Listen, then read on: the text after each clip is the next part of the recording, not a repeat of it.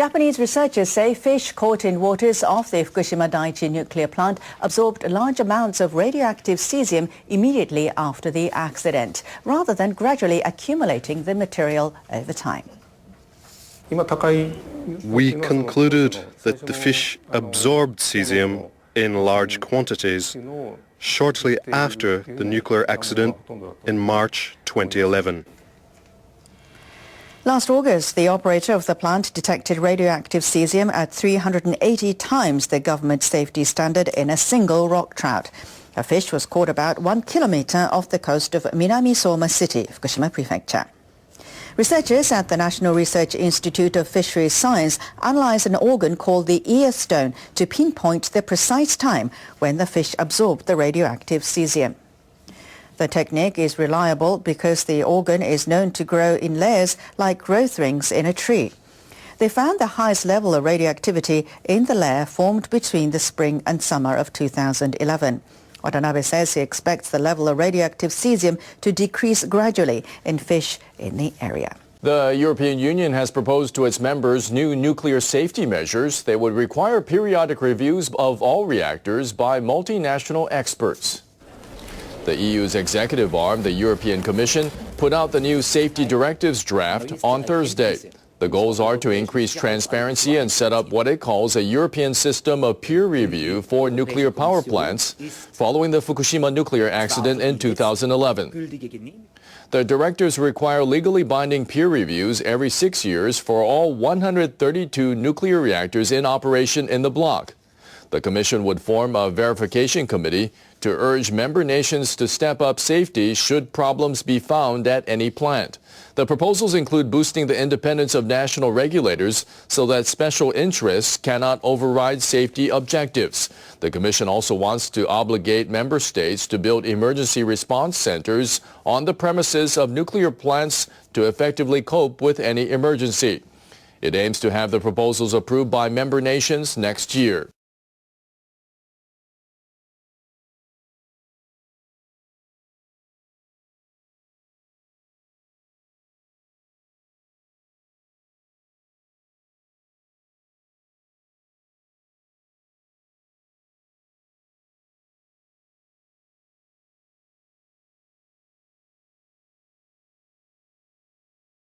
The domes of the San Onofre nuclear generating station have been a fixture of the Southern California coast for decades. Leaks in the steam generator tubes forced Southern California Edison to shut down the reactors, but the toxic legacy of the facility could remain for generations to come. The bad news is the fact that there's 35 years of nuclear waste. Nuclear expert Arnie Gunderson helped educate the public about the safety problems at the plant and explained what will happen to the waste inside of the reactors. In about 5 years, it will come out of the nuclear fuel pool, and it's stored in these things called dry casks, so it can be air-cooled. They'll go outside, and they'll sit outside for perhaps 40 or 50 years. And the big deal there is that there's no place to ship them.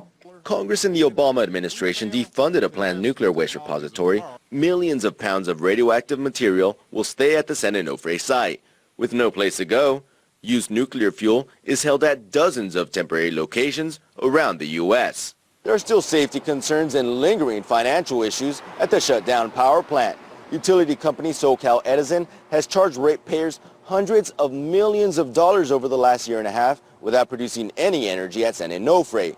Decommissioning the plant could cost $3 billion. I mean, the steam generators were supposed to last 40 to 60 years, and they failed in less than 2 years. So we did not get our money's worth. So we should not have to pay for any of that. Donna Gilmore and 8 million other people live within 50 miles of the plant.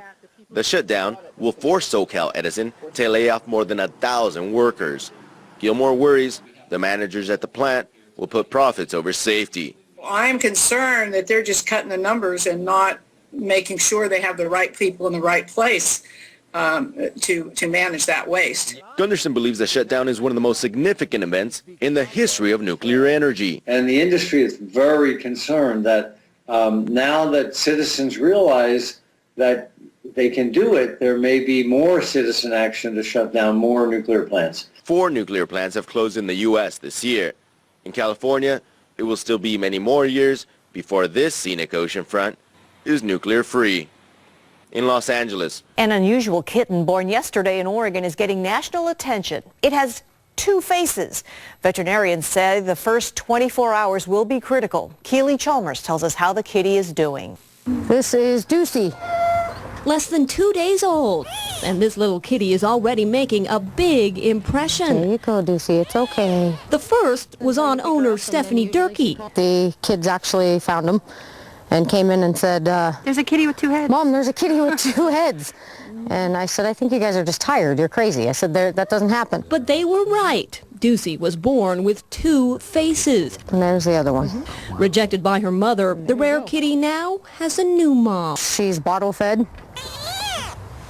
We live in Clackamas. We just got here. Yeah, they drove out to see her. In fact, Stephanie says she's been getting calls from all over the country. But like any new mom, she's very protective over her unique baby. It is a very rare condition. Dr. Christy Ellis, lead veterinarian at the Oregon Humane Society, says animals born with this condition usually don't survive. But she says as long as Deucey's organs are functioning normally, the kitten has a good chance. There is a report of a cat who lived 12 years with us, so certainly long survival is possible. And a long, happy life is exactly what Stephanie hopes to give, what she calls her special gift. She's beautiful. Japan's low birth rate is leaving a lot of classrooms empty. Administrators are closing and consolidating school facilities. Now municipal officials are trying to give the old buildings new life.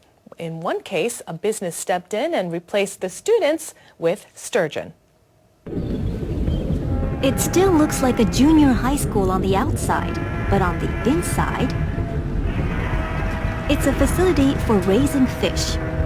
Tanks have been installed in the former school gymnasium. They house 30 sturgeons, each about a meter long. The building's been retrofitted to produce caviar, a delicacy around the world.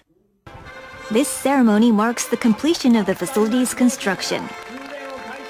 City officials took applications from prospective buyers with ideas for making effective use of the site.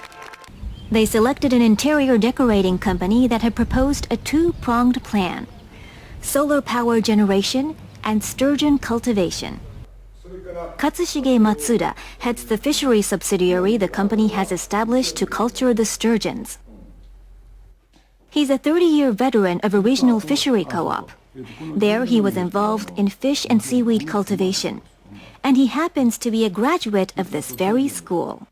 It was really sad to see the place overgrown just a year after the school was shut down.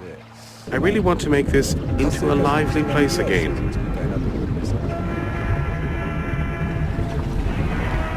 Matsuda decided on sturgeons because they're resistant to disease and can live and grow in tanks and in the school swimming pool. Sturgeons only need about a fifth of the feed required for sea aquaculture. That helps cut down production and management costs. Matsuda's staff pumps groundwater into the tanks, so the temperature is stable, 22 degrees Celsius in summer and 12 degrees in winter. And that's ideal for the sturgeons. It takes about 7 years for baby sturgeons to become caviar-producing adults. Matsuda started his operation with fully grown sturgeons and will collect their eggs this fall. His goal is to have 20,000 fish at the facility. The former Home Economics Kitchen will function as a processing plant. It's important for companies to create new opportunities for people. I hope our products will develop into a local specialty. Matsuda says caviar production isn't enough to achieve local specialty status. He's now working on dishes that feature sturgeon meat.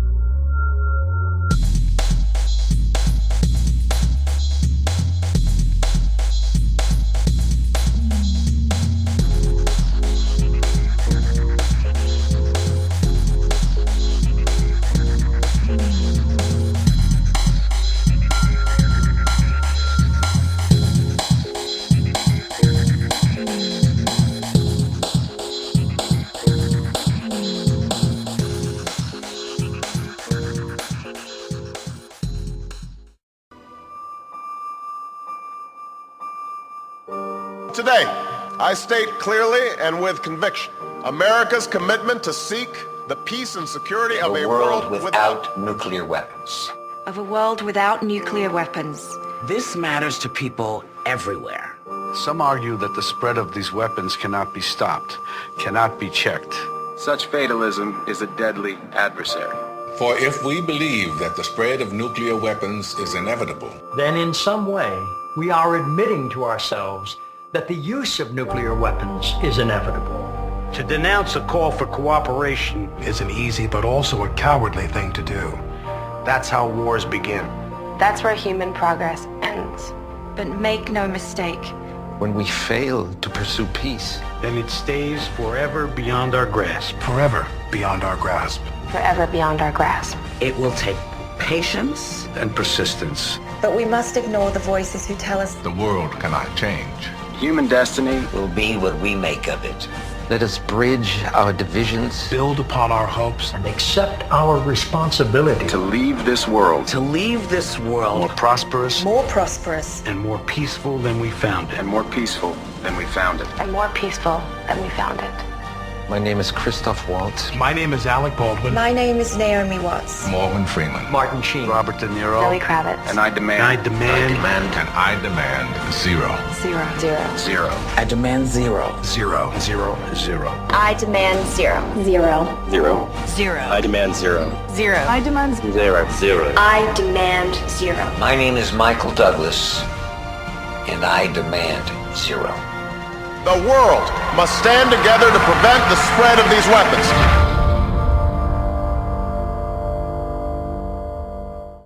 And before we wrap up, many of us consider babies innocent and pure. Well, Japanese researchers are backing up that way of thinking. They say their new study shows humans are born good-natured. A team at Kyoto University Graduate School showed 20 babies aged 10 months an animated film depicting one figure attacking another. The babies were later told to pick out a figure in the film. 16 of them, or 80%, chose a figure that had been attacked. The researchers say this shows the babies empathize with the figure that suffered. We believe humans have the nature to be nice to others from the very beginning of development, and that we're good-natured from when we're babies. The researchers say in similar tests with adults, the percentage of those who empathize with the attacked figure declines. Kanakogi says this suggests humans are inherently good-natured, but lose some of their goodness with age. Tomorrow on Dr. Good, could a pill put an end to the pain of getting hit in the balls? Take it right after you get kicked in the balls, during that delay before the serious pain starts to kick in. You gotta take a pill. Take a pill now. But there's one catch. You now have to take that pill every day at the same time, or all that pain will suddenly be released out of nowhere.